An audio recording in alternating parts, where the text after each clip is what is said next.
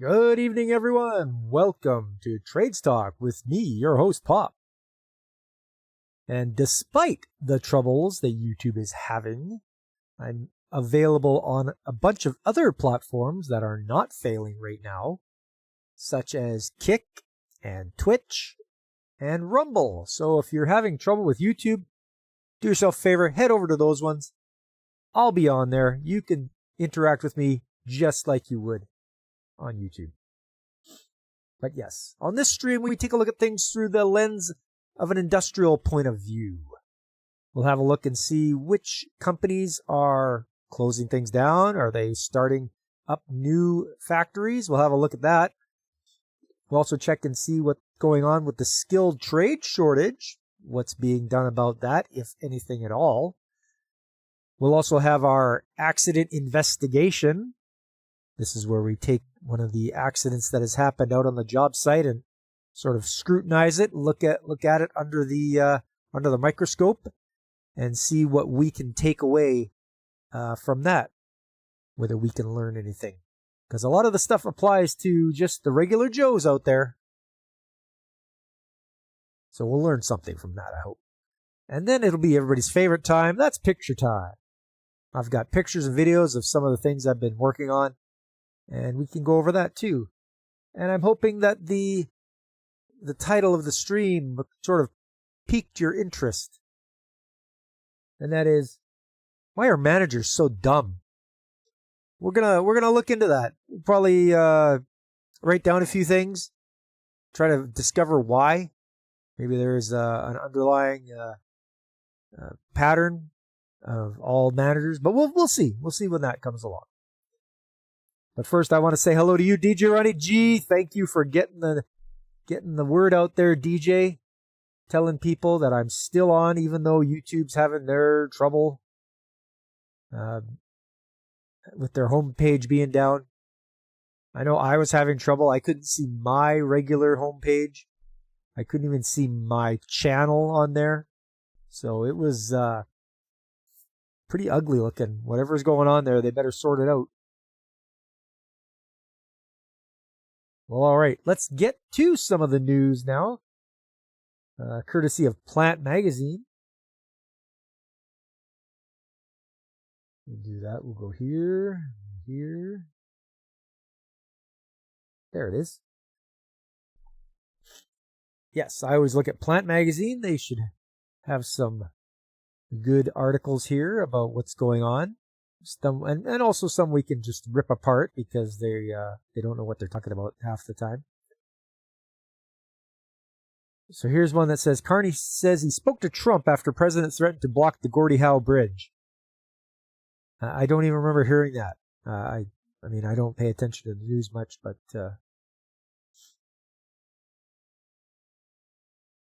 no. They want me to subscribe.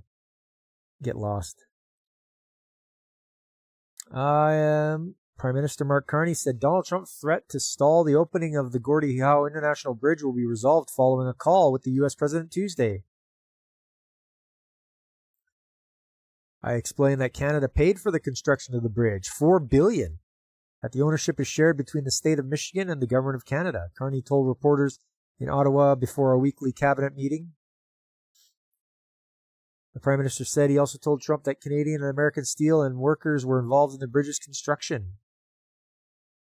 In a social media post late Monday, Trump insisted the U.S. must be compensated before he's allowed the bridge to open. He claimed the bridge was built with virtually no U.S. content. Now the Canadian government expects me as President of the United States to permit them to just take advantage of America, Trump posted. What does the United States of America get? Absolutely nothing. In his post, the president complained about U.S. liquor being removed from Ontario stores and repeated misleading allegations about Canada's dairy sector and its limited tariff deal with Beijing on agricultural products and electric vehicles. Carney said his conversation with Trump involved a series of issues that Ottawa will follow up on in tandem with negotiations on the Canada-U.S.-Mexico agreement on trade, known as CUSMA. The Continental Trade Pact is up for mandatory review this year. Trade talks between Canada and the United States have been frozen since October when Trump was angered by an Ontario-sponsored TV ad that quoted former President Ronald Reagan criticizing tariffs. While Trump said Monday that we will start negotiations immediately, a White House official speaking on background said the president was referring only to talks about the bridge. The president asked the U.S. ambassador to Canada, Pete Hoekstra, who is from Michigan, help smooth the conversation on the bridge, Carney said. The bridge connecting Windsor, Ontario and Detroit is supposed to open sometime this winter after delays. The bridge's construction was negotiated over decades by both Democrat and Republican administrations and state leaders. The project faced massive pushback from the Mourant family, which privately owns the rival Ambassador Bridge and is a major Republican donor. Oh, I see. So the people that privately owned the bridge, the Ambassador Bridge, didn't want that bridge built because I guess they would lose a lot of revenue from it. I don't know if you have to pay to go over it. I've never been there. But that makes sense. If they're a major Republican donor, of course they're going to be like, hey, we donate to you. Maybe you should not let this bridge open so we can earn more money. In a 2012 deal signed by Rick Schneider, the Republican governor at the time, Canada agreed to shoulder the cost of construction, which would recoup through tolls. Okay, well, there's your tolls. Trump administration endorsed the bridge project in 2017 during his first term in office. Schneider defended the deal in an op-ed for the Detroit News on Tuesday. U.S. citizens would be the largest losers in a bridge delay or stoppage, he wrote. During an appearance on Fox Business Tuesday morning, United States Trade Representative Jameson Greer suggested he didn't know the details of the bridge deal, but said, we've been hearing some concerns. Like you're really paying attention there, buddy. Sure you are. Greer, who will play a key role in the upcoming CUSMA review, said conversations with Canadians are more challenging than their Mexican counterparts. Geography means the United States and Canada will continue to have a trade and security relationship, he said. It can't be a situation where the Canadians have an antagonistic relationship or where we can't, on a very pragmatic basis, figure out common interests and come to an understanding, he said. Hey, what's up, Fabric? Fabric Fold. The issue is that a state cannot make deals, especially those that affect U.S. sovereignty, with foreign nations. International negotiations are expressly the PV of the purview of the federal government. I see. Also, everyone, round of applause for Fabric Folds, please. Round of applause. He figured out where my background was from on my computer. I asked people, I put the word out there. I was like, so he was able to figure out, here, I'll show you. Yep. There we go. So Fabric Folds, round of applause. Good job. He messaged me. He said he figured it out. This background is from 801 TTS Airbats. A classic 90s anime that was made with the help of the Japanese Self-Defense Force. So there you go. Well done, Fabric. Absolute legend. And we'll get back to it here.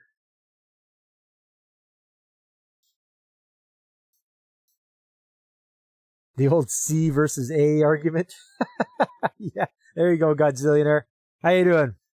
Kaiju in the house. Democrat lawmakers in Michigan were quick to condemn the president's threat to stall the bridge's opening, while some Republicans defended it. Yeah, DJ, that is cool, eh? Michigan House Speaker Matt Hall told the Detroit News Tuesday that the U.S. holds a lot of cards here. Hall said Canada should treat us more fairly, pointing to reciprocal trade deals and Ottawa's limited agreement with Beijing. What he's forgetting is Canada paid for the whole bridge. So, I don't get what's going on. Yeah, I understand the people that own the Ambassador Bridge are mad because there's a competing bridge going against them. But yeah, it's ridiculous to stop a bridge from opening. Michigan's economy is highly integrated with that of Canada, particularly in the automobile sector, being hammered by Trump's separate tariffs on vehicles, steel, and aluminum. While Canada may have been the intended target of Trump's duties, a state report released in November found Michigan is seeing a significant drop in manufacturing jobs and exports as costs for home building rise rapidly. Detroit Regional Chamber President and CEO Sandy K. Baru said Canada is more than a neighbor. It is critical to our economic future. There's no greater example of that than the International Bridge, Barua said in a media statement Monday. Ontario Premier Doug Ford said he's confident the bridge will open because it's in the best interest of the United States. He stood by his decision to keep American liquor off store shelves in his province. I mean, it's all on you, man. You don't want people to have Jack Daniels or whatever. In Ottawa, Transport Minister Steve McKinnon said the bridge will stand for over a century as a monument to Canadian-American friendship, ingenuity, work, and partnership. I don't know what motivated the statement yesterday, but what I do know is that bridge will stand the test of time. Okay. I think Canada has to stop making deals with the Chinese Communist Party and start being more friendly to the U.S. Like, what is your problem? What is your major malfunction? Like, be friendly to the guys that are your neighbors and have been for hundreds of years. My God, hundreds of years being right beside the United States. Don't stab them in the back. But our Prime Minister is so stupid, that's what he's going to do. What else we got here? Auto sector undergoing fundamental transformation as trade upended. Speakers announced for advanced women in manufacturing keys. Okay, I don't even want to read that. Let's have a look at this one.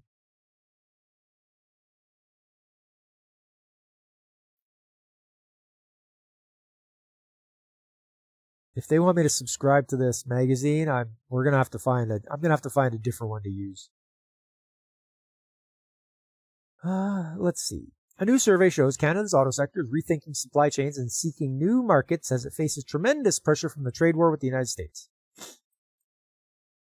We're seeing a foundational and irreversible transformation underway in the Canadian auto sector, said Dave Power, who leads the KPMG, Canada's automotive division, in a news release.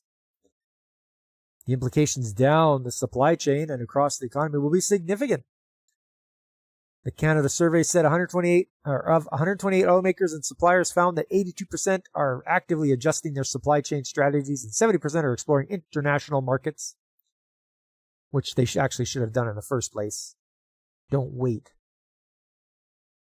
The problem is that the bridge wasn't authorized by our government, but by state, which would be like the U.S. cutting a deal with a Canadian border town and installing a border crossing with Canada's first. I get you, Fabric. Did I notice the advanced women in manufacturing ad on the side? Yeah, I sort of saw it.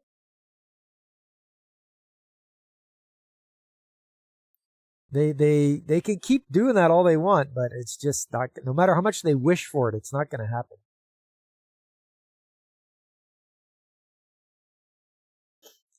The move comes as U.S. President Donald Trump said he doesn't want any cars coming into the country from Canada and has imposed a variety of tariffs to impede imports.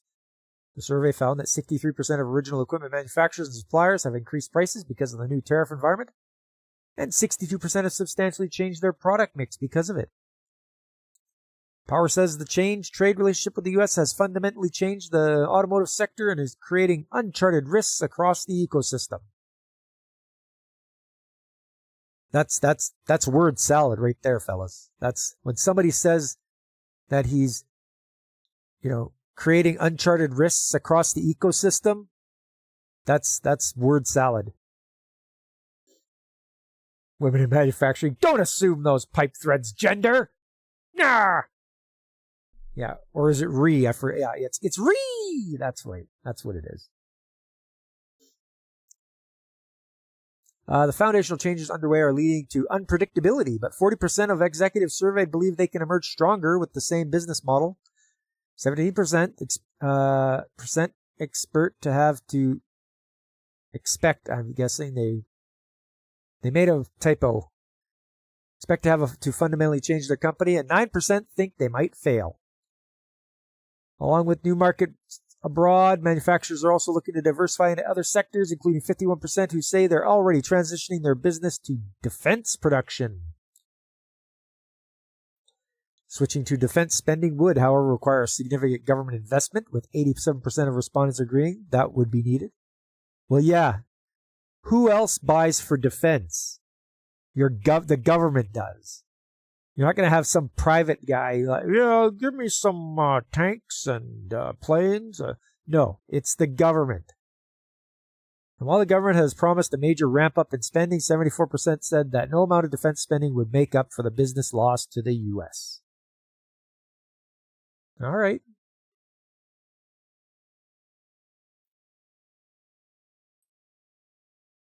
Women aren't tradesmen. They do only OF for tradesmen.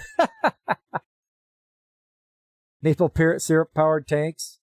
Yeah, but of course, got to have that maple syrup from Quebec, eh? Well, that's it for Plant Magazine. Let's move along here. Some articles that I found. Ontario's workforce plan targets future growth while students struggle to get entry-level jobs. This doesn't make any sense to me. This is exactly what you should do. If students are struggling to get entry-level jobs, that's when you start them out as trades helpers. And then entice them with, hey, look, you could ought to be a trades helper for a bit, but then you can get an apprenticeship and be a tradesman.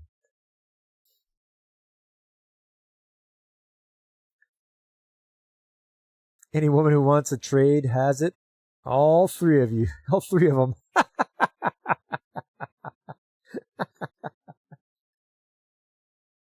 Yeah, there's I've met a few out there, and they're all right. The ones that whine and complain and act all helpless, they don't last. Because a lot of guys will just be like, you need help? That's too bad. You should have thought of that before you came into the trade here. So that's how they weed them out. All right, let's check this out.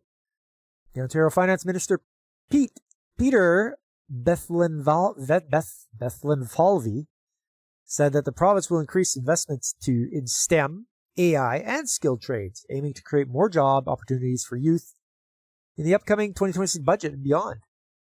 During a visit to Toronto Metropolitan University Democracy Forum, he said programs in high-tech sectors, skilled trades, and hands-on training are designed to help youth find stable jobs and meet the changing needs of the labor market.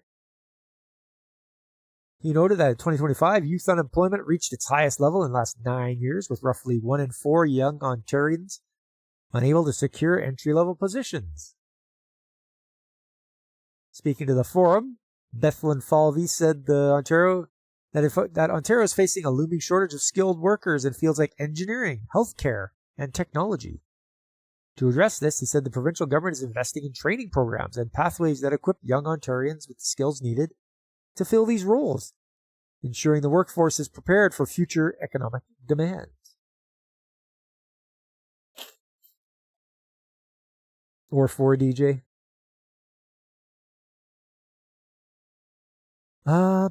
We are tackling workforce preparation even before university, starting in high school with apprenticeships and dual credit programs, so young people are ready for the jobs waiting for them. While the government emphasizes early training programs, experts caution that structural issues in the labor market remain.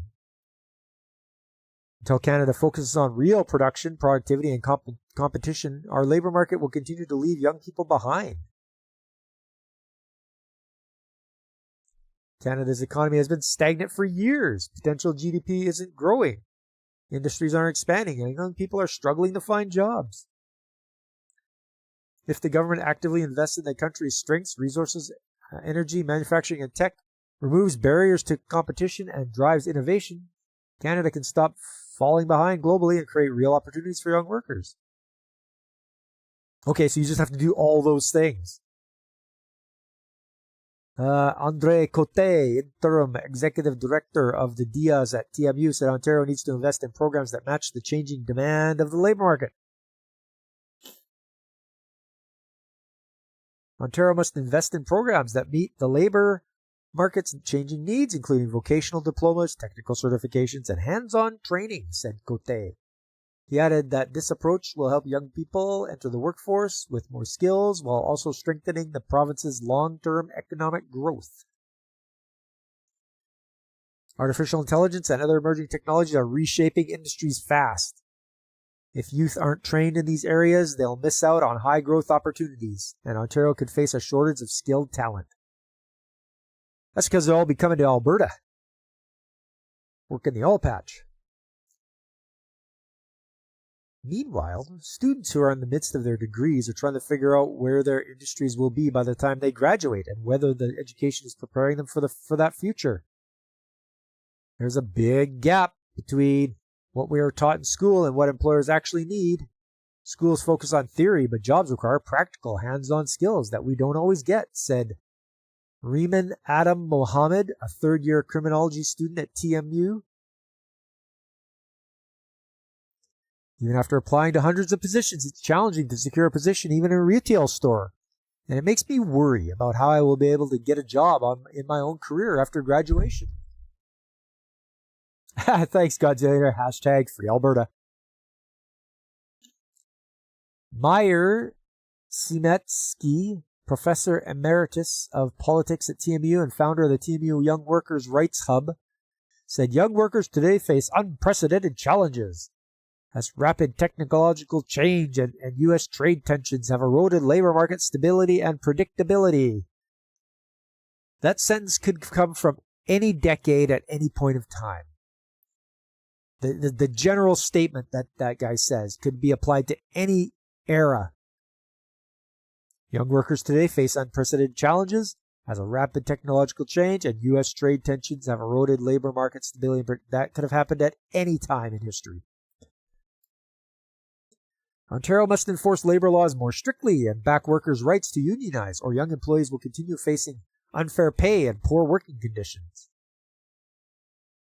The impact of these labor challenges is already visible among students. Undergrad doesn't prepare you for the real world. Too often you are forced to spend extra years and money on post-grad programs that don't even meet employers' expectations.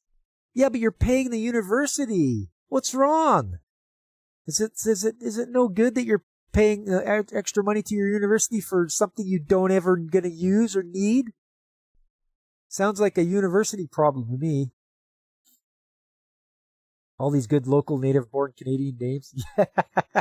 You caught that too, did you? I know, I saw that. I'm like, uh-huh. DJ, you mean 4 trades? You thought they were referring to biological body components like the front end, rear end melons? Thought you miscounted. The pair of melons is one component. Oh, DJ, you silly bugger, you. AI and technology jobs seem promising because demand is growing globally, but it's also intimidating as AI is taking over some roles. So we have to find ways to work with it instead of being replaced. Experts say what students are experiencing reflects wider economic pressures affecting the job market of young people. Inflation and trade policy create challenges young workers face in today's economy, said Mosh Lander, a senior lecturer of economics at Concordia University in Montreal, who specializes in labor markets.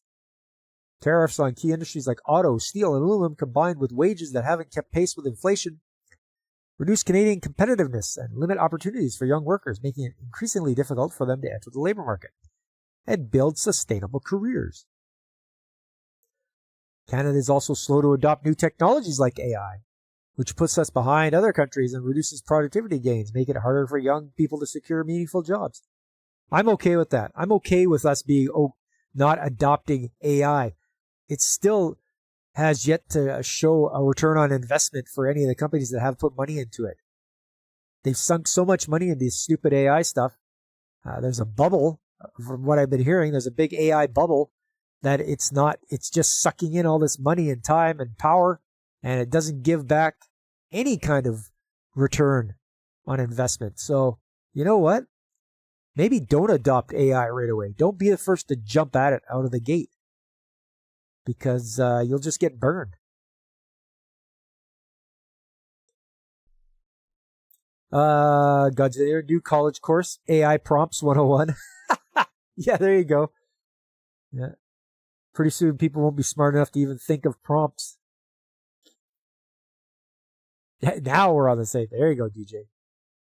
A CD Howe Institute report from October ranked Canada around 20th among OECD countries in AI adoption, which shows the Canadian businesses and public institutions lag behind peers. Like I said, that's okay. No need to jump in to this AI bubble and get burned by it. Cam also said Canada can't force growth with budgets alone. That's just true. You have to have it happen naturally. You also have to have it so that your provinces have to be able to make deals. And actually, when Alberta breaks free and becomes its own nation, that'll be even better for us. Because we're getting stopped from making any pipelines by people in Quebec. There's some politicians that I've seen that believe that they send more money to Alberta, which is a lie.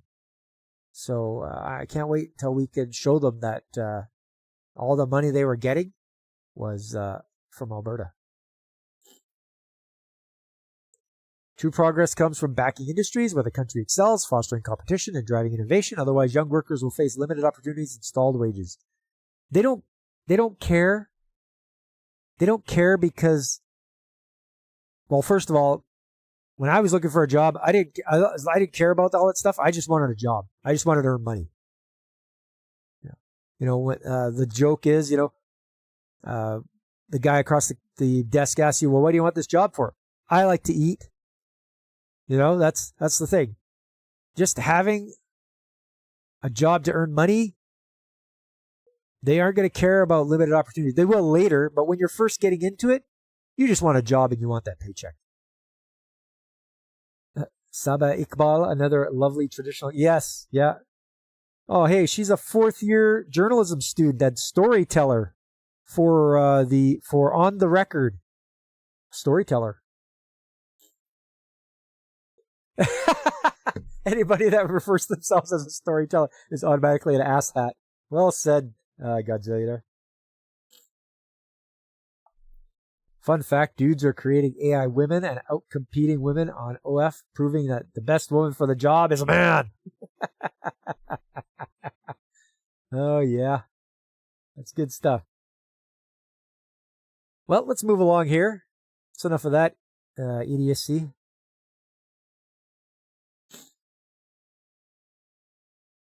This is from Fortune magazine. Subscribe to keep reading Fortune. No.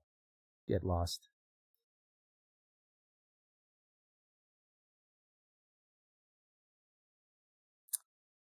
Your essential services are one surprise failure away from disruption. Consider how physical AI could tackle the crisis. What the hell is physical AI? What is this guy going on about?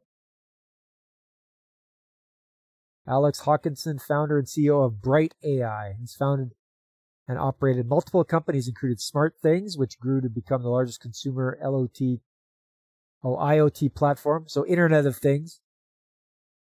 More than 1 billion connected devices, 200 million monthly active users, and 500,000 developers contribute to its open platform.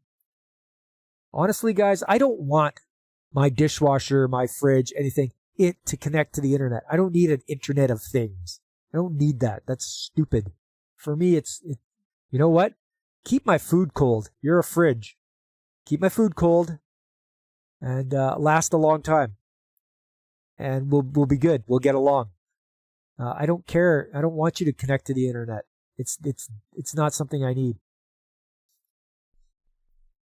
If only you could see the locally generated stuff. For those AI women there, DJ? Okay, so this guy starts out. Now remember, he's an AI guy. He wants AI everywhere. And that's the face of an AI guy right there. It's a tense time for workers and really for anyone who uses infrastructure. If the past few weeks of winter grid strain taught us anything, it's that essential systems have less room for failure than most people realize. And we're still maintaining them through reactive manual methods, dispatching crews after some breaks instead of preventing failure in the first place. Sometimes you can't know where the failure is going to be. So that's all there is to it. Oh, okay, they blurred it out. They blurred out the rest of it. Okay, Fortune, up yours. We're not going to read you.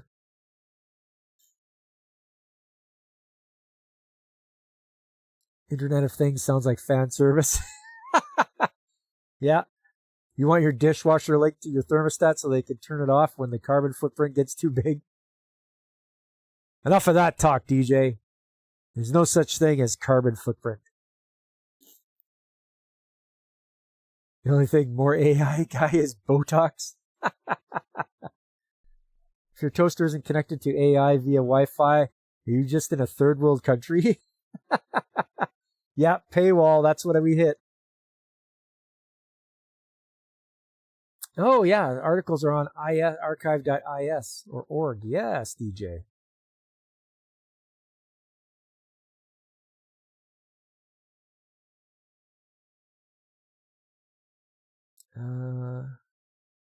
Do I just go like this? Copy and paste this to the AI or the archive?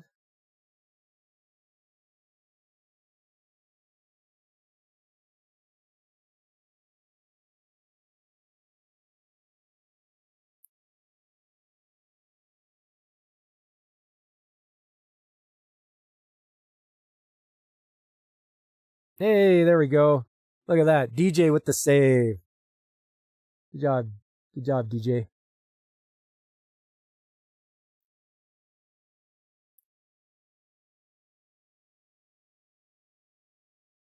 DJ likes his AI women local with orange skin and Jersey accents. Jersey? Ooh. Less orange, more curved noses like Staten. All right, here we go. Well, let's continue on with that one. Thanks to DJ, we're able to. For all the energy being spent on whether AI will eliminate white-collar jobs, I believe the business leaders are missing a much bigger story. AI won't replace skilled trades. It will require more of them, and more importantly, make them better. That's not a nice to have. It's a necessity as the trades workforce ages, retirements accelerate, and fewer new workers enter the pipeline. I'm a founder with decades of experience in what's increasingly being called physical AI, and I strongly believe that AI should be used to support, not replace workers. As labor constraints tighten and the cost of downtime climbs, the fastest path to resilience isn't automating people, it's up-leveling them, giving frontline teams continuous visibility and decision support where work actually happens. DJ isn't wrong. California was caught draining plugged-in EVs and adding electricity back to the grid during brownouts without Oh, wow. Yes, Snooky! Yeah. Across boardrooms and earnings calls, leaders are fixated on which white-collar roles will disappear first, even as they race to deploy tools that promise to write faster, analyze quicker, and compress desk work even further. Nearly every AI debate centers on productivity gains for desk-bound knowledge workers. Yet this conversation overlooks where the real workforce pressure lies and where AI can deliver the most meaningful economic impact. Here's the reality. The AI boom is physical. Civilization doesn't run on build-outs alone. It runs on maintenance, keeping power on, water flowing, equipment safe, and facilities operating every day. Data centers, power grids, battery plants, EV infrastructure, water systems, and industrial facilities all depend on the constant work of electricians, utility crews, HVAC technicians, construction laborers, and field service workers. Also, maintenance mechanics, which is what I'm one. The big problem is the deterioration of the physical systems that keep society running. The big opportunity is applying physical AI to prevent and reverse it. More than 45% of U.S. infrastructure is rated in poor or mediocre condition. And somehow, while much of the economy has been digitized, we largely maintain our infrastructure with methods from the Roman era. I wouldn't go that far, but I think the Roman era is pretty good. It lasted this long. Something to be said for all that concrete roads they made, and the Acropolis and all that stuff still standing. So I wouldn't poo-poo the methods of the Roman era.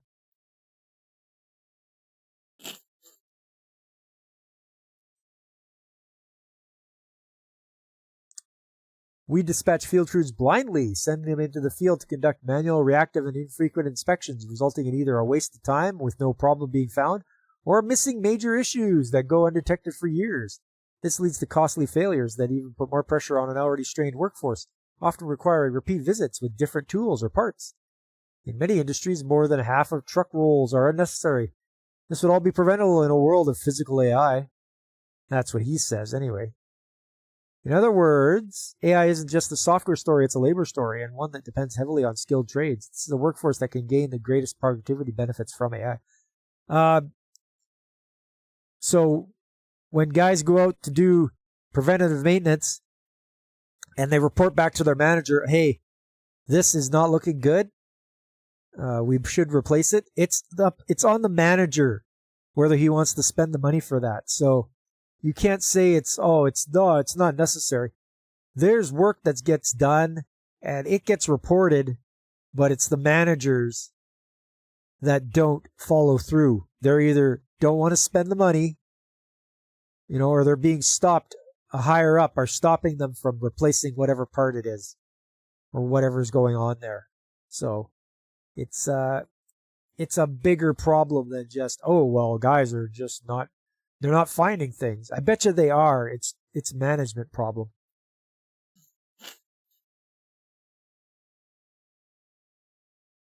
Acropolis was Greek. Colosseum was Roman. Yeah, gotcha. I mix up. They Greeks and the Romans, one copied from the other. I think the Romans copied from the Greeks.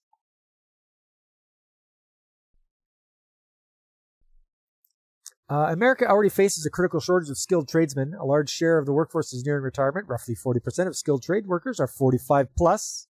Nearly half of that group is 55 plus. Meanwhile, the entry pipeline is thin, with less than 9% of the workforce in the 19 to 24 range. In plain terms, more people are aging out of jobs than entering behind them, and decades of hard-won field knowledge are walking out the door with them. That's a management problem.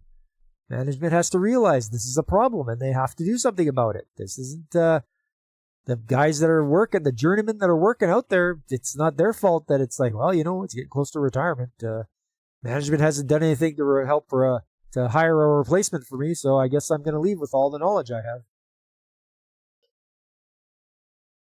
The Acropolis was built by those Athenian boy lovers. Oh, I see. Look at you being all knowledgeable about ancient Greece.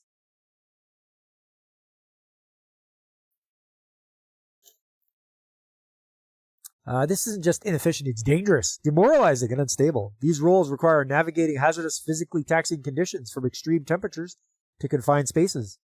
Because the tasks are highly repetitive and frequently hampered by inefficient processes, the work can feel unfulfilling. It's not surprising that burnout is common and young people aren't jumping to take these roles. Physical AI is the solution to these problems. Real-time understanding of the state of infrastructure eliminates the cost and frustration of unnecessary truck rolls and gives predictive insight to help field teams solve real problems before critical failures. Guidance and contextual awareness of work sites help new job entrants to come up to speed faster and more safely, bridging the labor gap. Most importantly for all of us, we can create many new jobs while ensuring that the essential services we rely on are delivered to the quality the world needs. Yeah, that's it. That's all that guy has to say. So physical AI, yeah, I'm not buying it. No.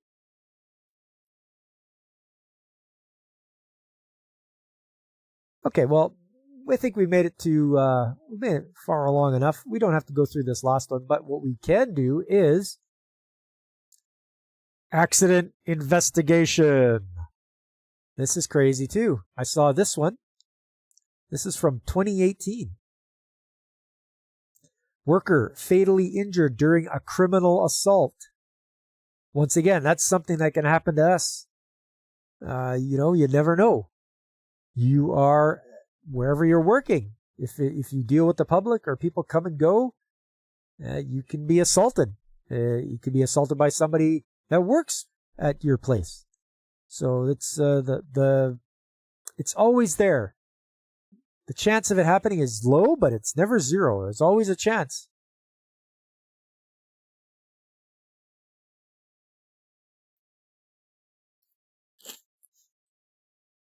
All right, what do we got here?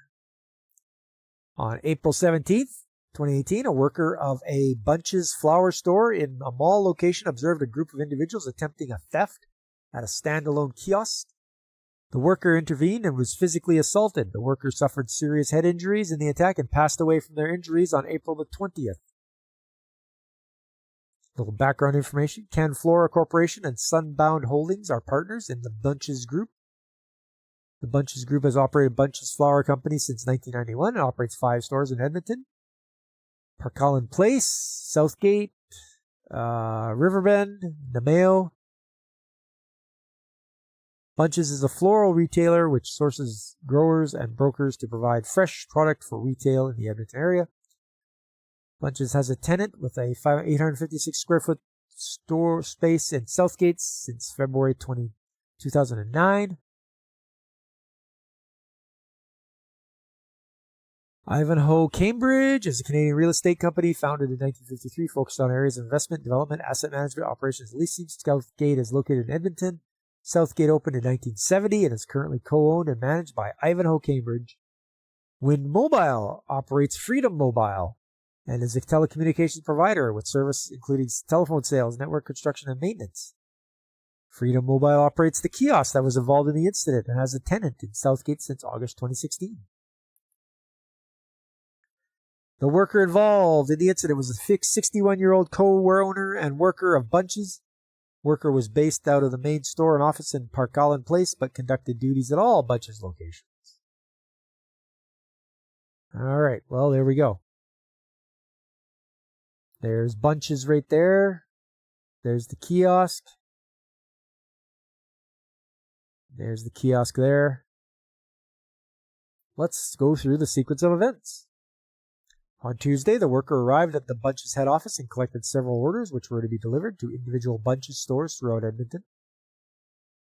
At 10:30 a.m., the worker arrived at Southgate to make one of the required deliveries. While in the general mall area near the Bunches store, the worker observed a small group of young people attempting to forcibly remove a cash register from the Freedom Mobile mall kiosk. No Freedom Mobile workers were present at the time of the incident. The worker approached the individuals where physical confrontation occurred, resulting in the worker suffering a serious head injury. Young people immediately ran from the incident location and through the mall. We'll see if the... Oh, it might not even tell us who it was. I might have to do some digging, Fabric. Several observers contacted 911, resulting in the Edmonton Police and Emergency Medical Services responding. The worker was transported to the University of Alberta Hospital with severe injuries. The worker passed away from his injuries.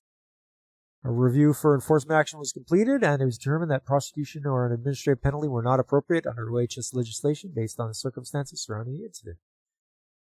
Okay. I'm going to see if I can find that.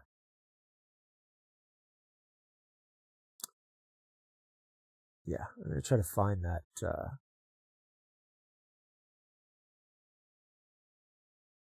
What was it now? April 17th, 2018.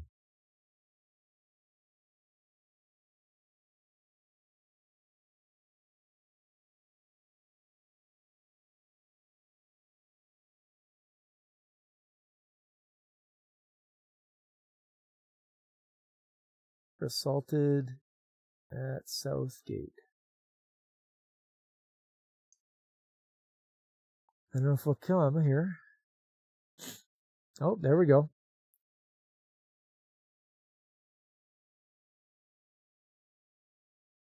This is from Global, so I don't expect them to say anything about who did it. A Southgate Center employee witnessed a violent attack that sent a fellow mall employee to hospital with critical injuries. Said it was unlike anything he's ever. It was pretty horrifying overall, Rene Rodriguez said Wednesday morning. The incident happened just before 10:30 Tuesday in a hallway on the northwest side of the mall. 61-year-old man who worked in the mall was violently attacked after police said he tried to stop a robbery at a nearby kiosk.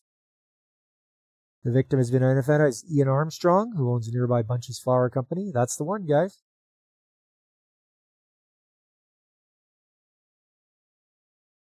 There he is. Inspector Eric Johnson with Edmonton Police Service said the video provided by mall security shows a suspect approaching a kiosk and stealing something before the victim came out of another store to intervene. As the suspect was leaving, a pretty serious beating occurred. Rodriguez said he saw 4 to 6 young men hanging out nearby a door kiosk before it opened. He didn't think much of it, assuming the group was waiting for it to open. He said the scuffle that ensued was severe. I feel very sorry for the people around him. There are some people there that actually did know him, and they look very traumatized. Senseless. I hope he pulls through this. Well, we know he doesn't. Once the Good Samaritan was on the ground, he said the suspects ran off. Thankfully, there was one guy. He was on the scene immediately to do first aid, started applying first aid right away. Ambulance drivers were very quickly, within 10 minutes. They were great.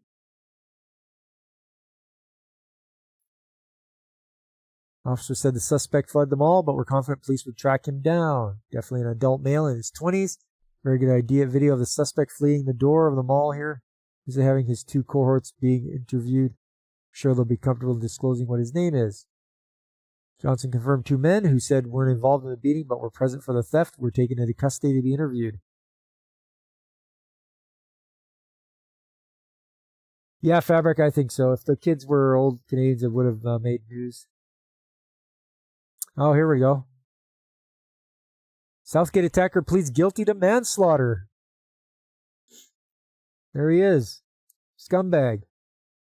Jordan Cushney pleaded guilty to robbery and manslaughter and remains in custody while he awaits sentencing.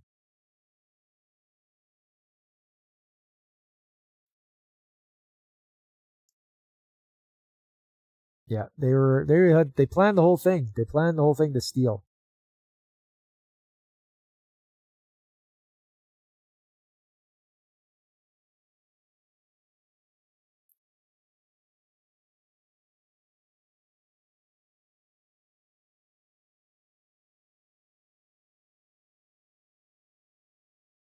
He died of blunt force trauma and neck injuries.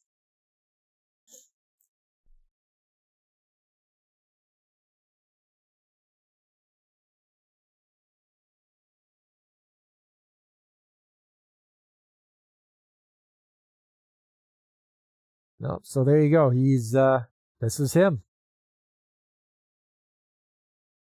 Useless scumbag. Yeah, there you go, Fabric. It's okay to be wrong. That's all right. But once again, it happened with this guy because he was at work. And, you know,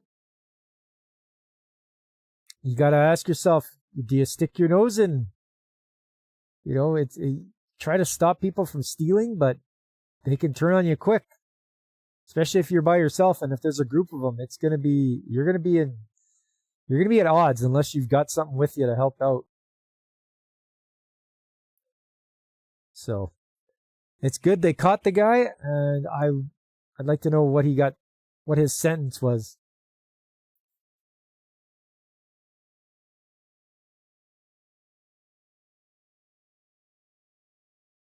But yeah, that's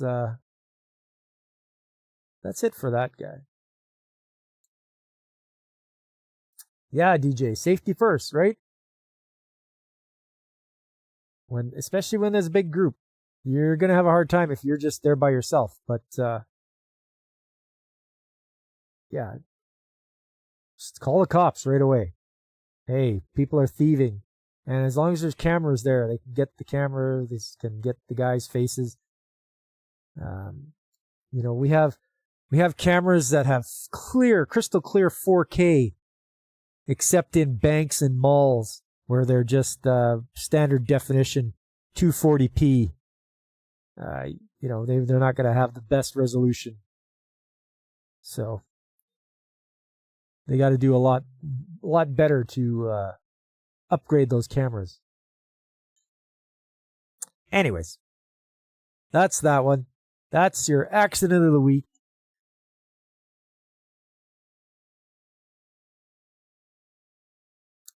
Apparently, it didn't take them long to get there. The ambulance and the police. Well, let's switch gears here. Let's switch gears over to picture time. It's picture time. Do they only respond dollar amount of stolen goods? I think they respond if someone calls them and says, we have the suspects or we have them here. I don't know if they respond. They should, no matter what. I mean, not petty stuff, but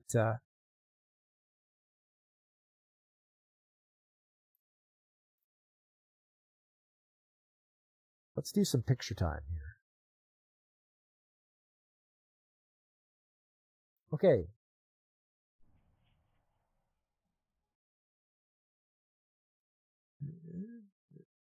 Just make some adjustments here. Yeah. Like that. Like that. Okay. Can you throw out some reasons why managers are so dumb? Just throw some in the chat. We should try to write those down.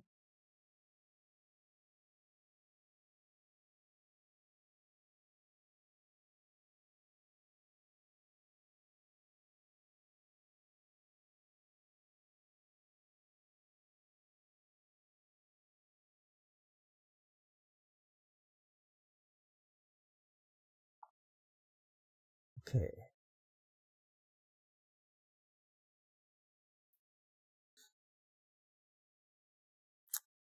Let's do this. Okay. I don't know if you guys can see that. I think maybe I should make that a bit bigger.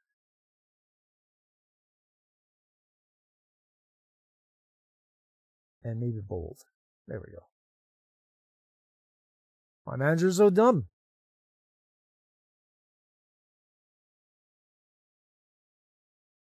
DJ says because their goal is always to be in charge.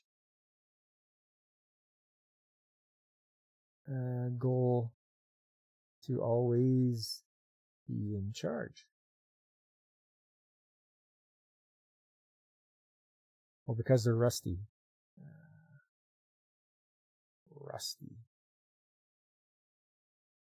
Rusty at it.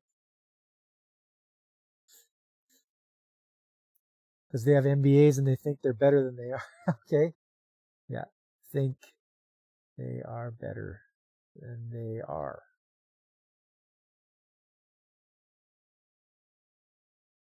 People crap on your manager, but he gave you some mainframe commands you're able to use with the help of your own resources. Okay. So sometimes helpful.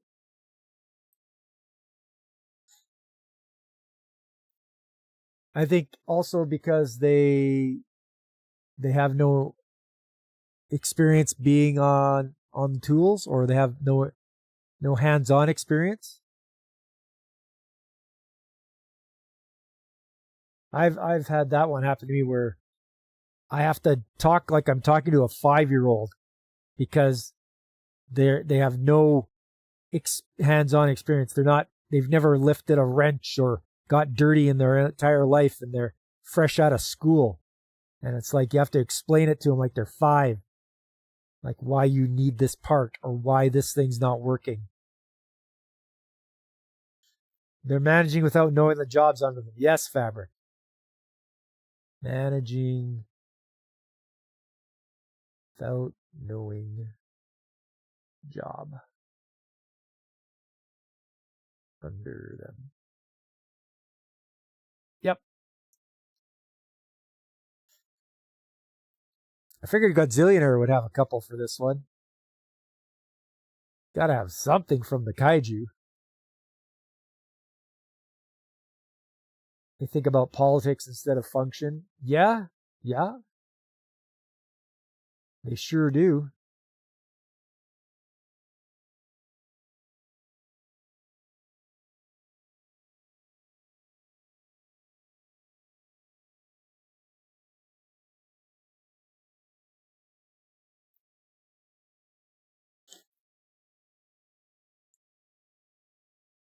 Oh, here's a good one. They don't listen. They hear things, but they don't listen. So listening skills, like if you can master listening skills, your life will increase exponentially in being able to understand things. If you can really, instead of waiting for your turn to talk, listening and comprehension of what is actually being said. But a lot of them, they don't listen. They don't want to hear you. They just want you to do what they say. Just do what I say, and that's it. That's what they want. So if you guys remember that developing your listening skills, you will have way better success in your life. You can't bitch about your manager too much. You have to share a bed with her. You be careful now, Fabric. Yeah, you don't piss her off, boy. She'll make sure. Sleeping out in the doghouse. Take all your arm condoms away.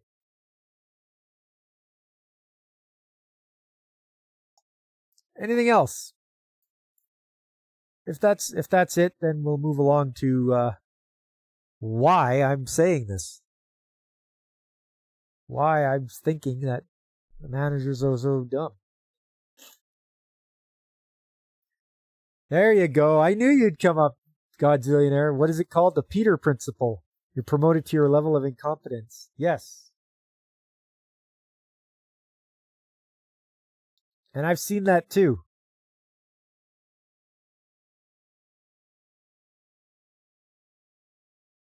People failing upwards. It was unreal. It was just unreal watching. It's like a train wreck you can't look away from. Just watching this guy getting promoted to being a plant manager when he was the absolute horrific at his job. Just the absolute worst person.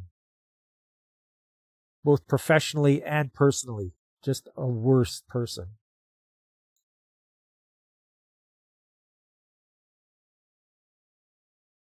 Let me just save this under documents. Come on. Okay, here we are. Where are documents? Okay, good.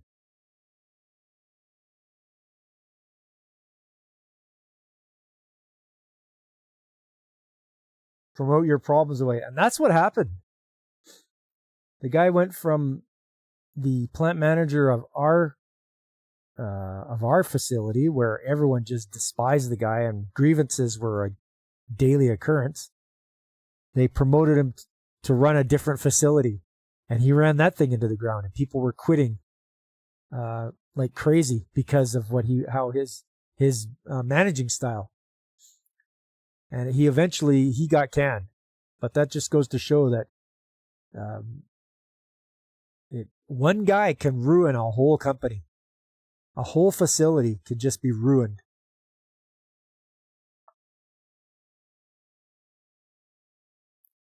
Okay, so that's probably good there. What we've got. We'll just close that, and we'll open up. Where is it now? Right there. There we go. Okay, guys. Winter, right? This was last week. It's the pond. It's the retention pond. It's the one. It's Fabric. Look, can you see anybody under the ice? There you go. There's where the pumps are. That's all frozen. Yes, DJ, manager does not equal a leader. Exactly. So that's frozen in the well where the pumps are. Right? Look, snow on the ground.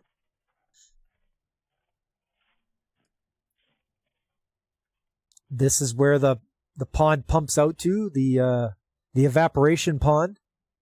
There's the retention pond and the evaporation pond, and that's the evaporation pond. That's covered in ice and snow. Right? You can see it. There's the flow meter that I have to change sometimes or clean out.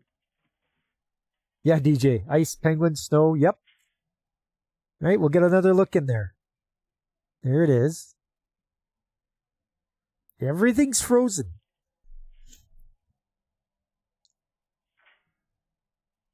So I grabbed a gaff. We have a gaff. And for those of you that know what a gaff is, it's just a pole with a long hook on it and a pointer.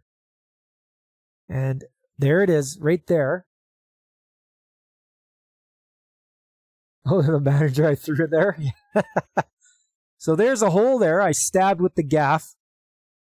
And I did that because the manager, in his overall bright wisdom, was like, hey, when we get a warm day, you want to pump out the retention pond?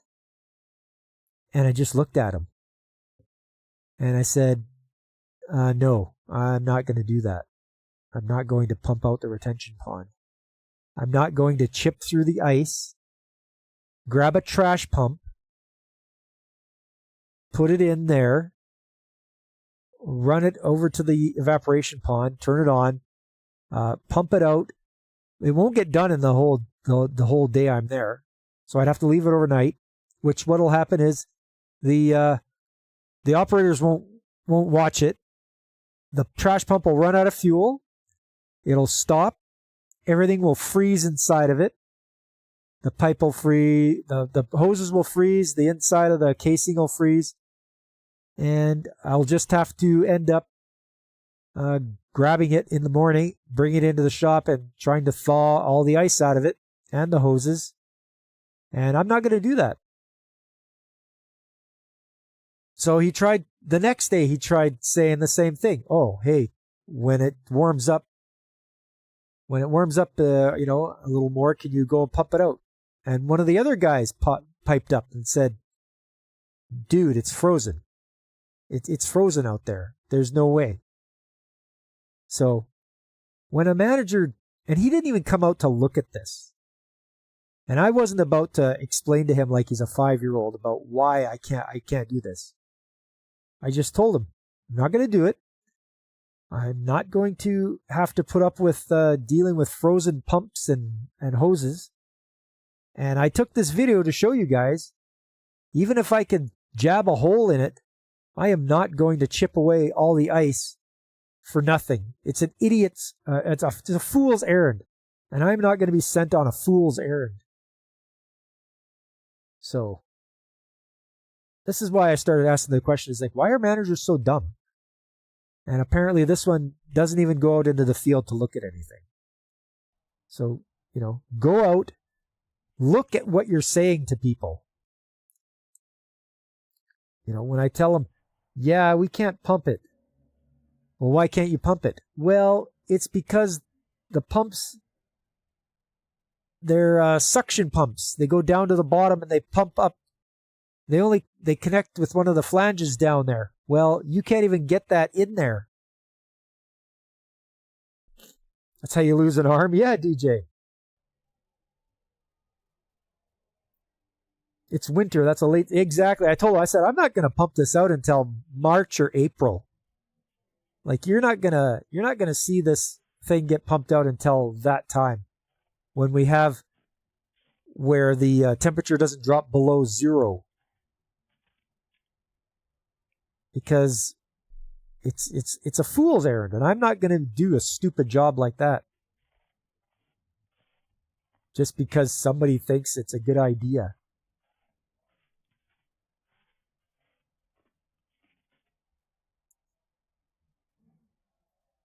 And I don't know what it's like where you guys are at, but hopefully your managers don't give you stupid jobs to do because they think it's a good idea.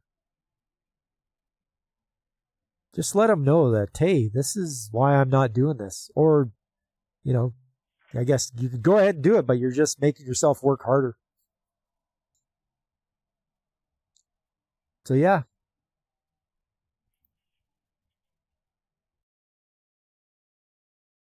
That is why I asked the question, why are managers so dumb? Once again, good job for you, Fabric, for figuring this out. You got to tell me, how did you figure it out? How did you guess? I'm very curious as to what did you do to figure it out?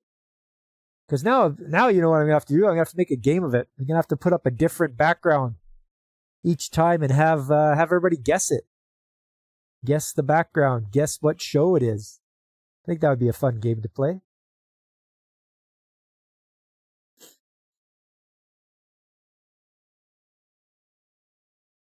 Well, I see we have quite a few people watching right now. Don't forget, on Saturday, I'll be playing some retro games on the channel here. Be playing some more Odin Sphere. I'm moving right along. There is a lot of chapters to do. Wow. Like, you're not kidding. I'm already up to playing as Oswald, the Black Knight. So that'll be happening on Saturday morning at 9 a.m. Mountain Time. And then tune in on Sunday for Sunday Anime Chat. The theme, and I usually do a theme of the month. This one for February is Cyberpunk. And there are some damn good Cyberpunk shows out there. Stuff I'm refreshing in my mind as I'm looking through the list of them. And it's like, wow, I remember that one. Wow, I remember that. There's some really good ones. Last Sunday, we showcased Ghost in the Shell, standalone complex. Armitage the Third. And what else was it here? I think, just checking my notes. Yeah, Ghost in the Shell, Armitage the Third. Oh, and the Guyver, Bio Booster Armor. You guys must have heard of Guyver. You watched it on YouTube a month ago and was racking your old man brain. Oh, well, first of all, good for you for watching it. What a great show. I really liked it. It's not very long. I think it's just long enough. And they have a great onsen visit. Okay, you told me it looked familiar, but you couldn't place it. Ah. All right, I'll come up with another one for next for the upcoming week here. I'll throw up another one here, and you guys can take guesses and see who gets it right.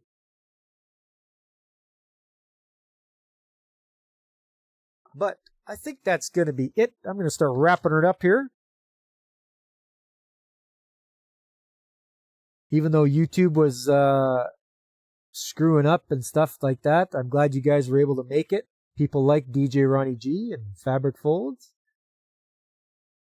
Godzillionaire, everybody's favorite kaiju.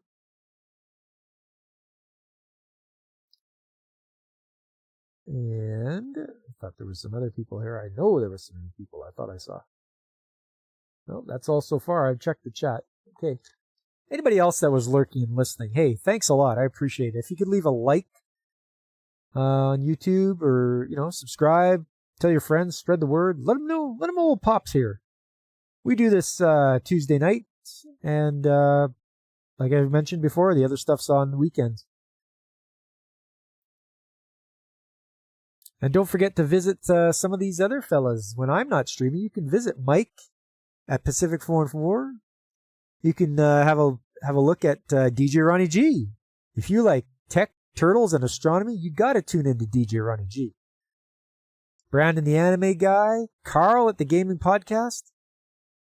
There's also the Comic Relief Crusader. I think he's streaming right now. He has his Titillating Tuesdays. He's a fellow Albertan, so, I got to throw a shout out to him. There's also Infinite Metal. I think he's streaming as well on Twitch. He's a hilarious streamer. I call him the Edgar Bergen of Twitch because he does voices for the characters there.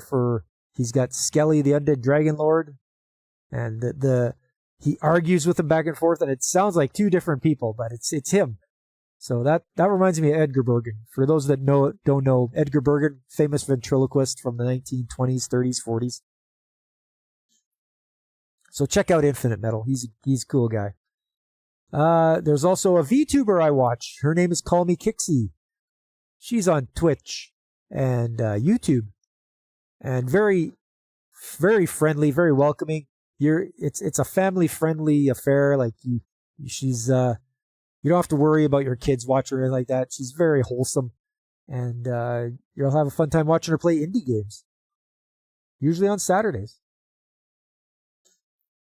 The CRF is live right now. What's the CRF, DJ?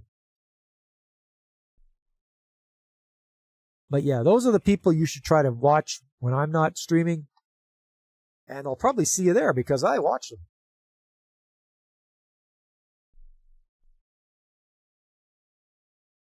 But I believe that's it for me tonight, fellas. I had a good time, and I hope you did too. There you go, DJ, throwing up the links. Much appreciated. Get old Pacific 414 out there. Oh, the Comic Relief Crusader. Oh, yeah, CRF. It says CRF. It's CRC. Hard to type. Okay, yeah. There you go. CRC's right there. Yeah. Fellow Albertan. You finally sent your good phone out for repair. Hey, good for you. I'm going to need an upgrade soon. I'm still using an iPhone 6. So pretty soon I'm going to get a new one. But I'm not going to pay $1,000 for it. I'll get whatever the phone company gives me for free. You just got to type on it one more week. Look at you. Well, all right. Yeah, it was a good time tonight, fellas. I had fun. I hope you did too. I hope I can see you guys soon on the weekends. I'm occasionally dyslexic like they. I'm on a busier Galaxy. You're on a busier Galaxy Fold. Oh. Okay. A Galaxy. Now I'll probably get an iPhone something or other. 12? 10? I don't know. Something. Your Note 20 Ultra in repair. Oof. I mean, I don't need a brick. I like the size of the older iPhones.